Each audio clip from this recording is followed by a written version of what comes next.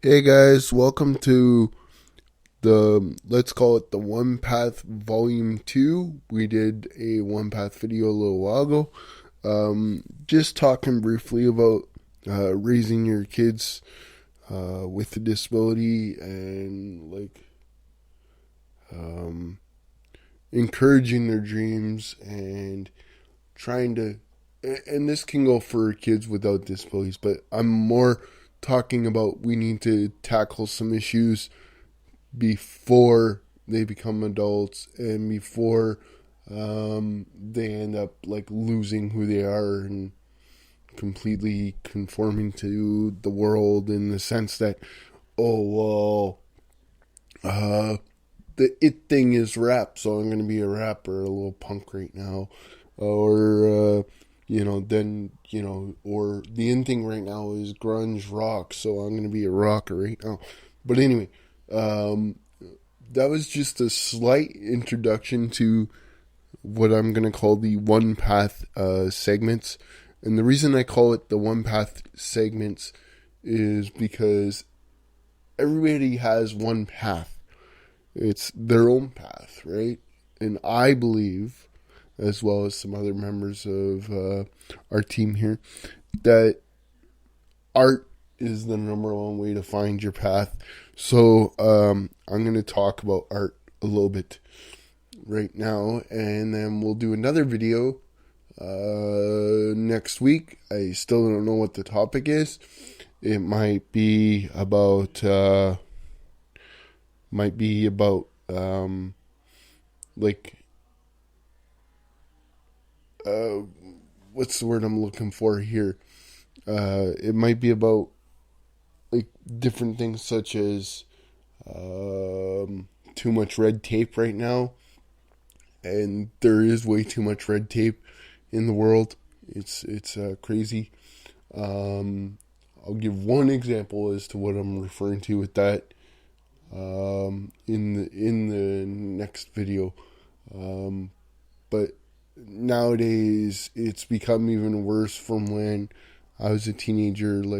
I guarantee you nowadays, to be honest, I would say 80% of the time that when it comes to red tape, if somebody was to do what I want to do in high school and go to the wrestling coach and say I want to join the wrestling team, but this person's in a wheelchair, I almost would hate to say it, but nowadays, at least in Canada, they would be like, "Oh no, you can't. The liability is too big. This is too big."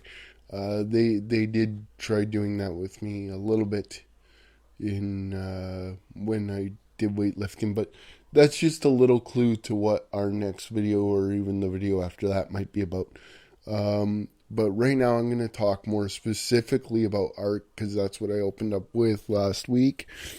Um, as I said, people in wheelchairs or not in wheelchairs, like people that are disabled, period, sometimes they won't be able to play sports because of like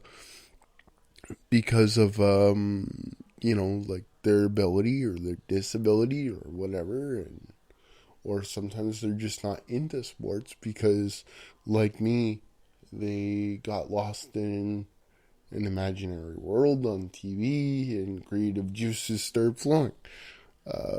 So I think there needs to be more art in today's schools. Don't get me wrong, I haven't been anywhere near school in years, but all I keep hearing about is budget cuts and after school programs and teachers not wanting to do stuff after school and being part of the union. You know what? Yes, teachers, you guys do work hard, but you know what? Suck it up. You had after school activities when you were kids, I bet, and you were part of the volleyball team or the art club or whatever, and the teachers didn't really gripe about it. And you know what? In Ontario, the teachers are the best paid. Not the best appreciated, but they are the best paid in all of Canada's provinces. So on some level, I hate to say it, but just plain simple, suck it up. And I will say, though, with Kathleen Wynne and any government, like Harper tried this back when he was a tool and our prime minister, my personal opinion, Harper, and when Kathleen Wynne would be like, we are legislating back to work legislation. You know what? No. It is people's right to be able to strike.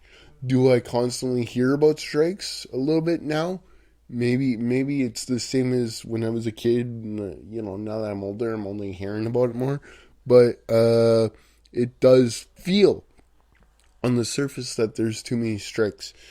Look, some kids just don't have, or teens or whatever, just don't have a good home life, and they need to create, and that can bring out so many creative juices. Is the artist the best career path in terms of finances? Not necessarily, unless you work at it. Now, I know a lot of artists, including myself, that just, oh, I'm a writer, so I'm gonna write like a page a week and then wonder why I'm stuck. No, that's where part of the problem is, because you need to be able, you need to treat it like a job. Right now with my team, I'm lucky I got government funding to be able to pay a team member, but there's still not enough funding either. But that's a whole other thing. I'm just saying that we need to give people creative juices, and if there is people that aren't into the arts in school, then you know what? Jump full head into sports, or full steam ahead into music, or okay, well, that's part of the arts, but I mean, everybody's got to find their own path, period. And even if it's business in school and they just want to run clubs by the teacher to talk about, I don't know, student elections or this and that, I do think people have gotten too lazy. I don't hear much about student councils anymore. Like, from what I've read, there has been a lot of schools that won't even do student councils anymore because too many kids are just like, yeah, I want to be vice president. And then they get the job and they're like, holy crap, I don't want to do this. I got no time to chill with friends. That's where maybe the teachers have a right to complain, because here they are whining and whatever that they want all these extracurricular stuff, and they're too glued to their phones.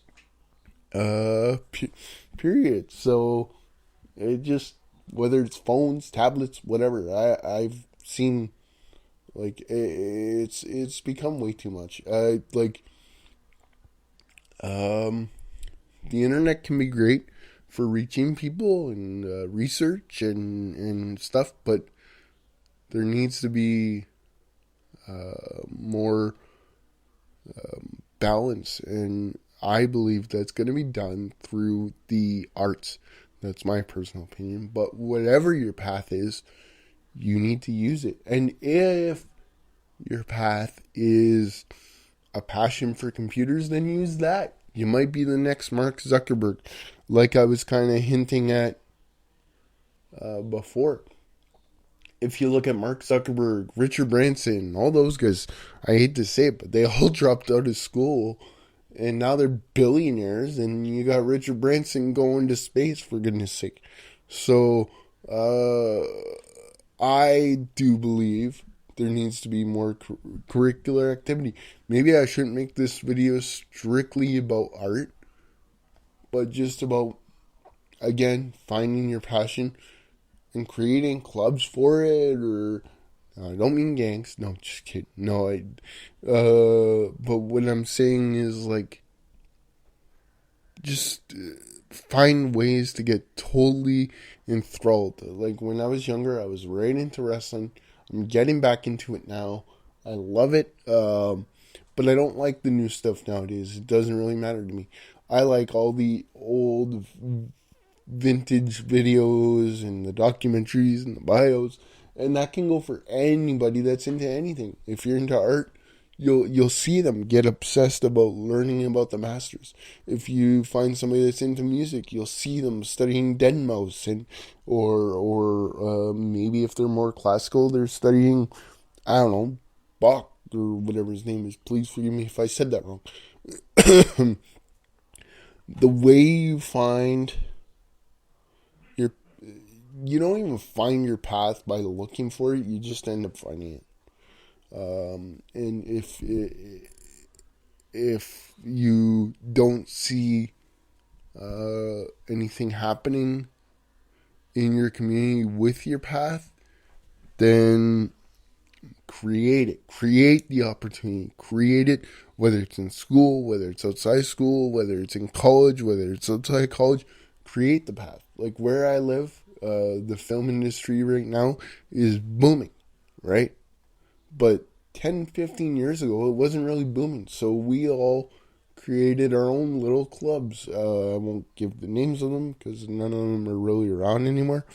But that's unfortunately because in this town, a lot of people kind of got lazy and discouraged. Mostly discouraged, not lazy. But I'm just saying, create your. If you find your passion and you find yourself studying the masters or whatever, create the opportunity. Because once you find who you are, then it's amazing what else can fall into place. I'm serious. Just create the opportunities. Later.